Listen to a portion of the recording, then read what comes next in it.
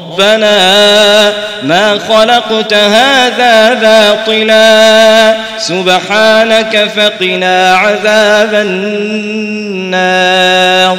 ربنا إنك من تدخل النار فقد أخزيته وما للظالمين من أنصار. ربنا إننا سمعنا مناديا ينادي للإيمان أن آمنوا بربكم فآمنا.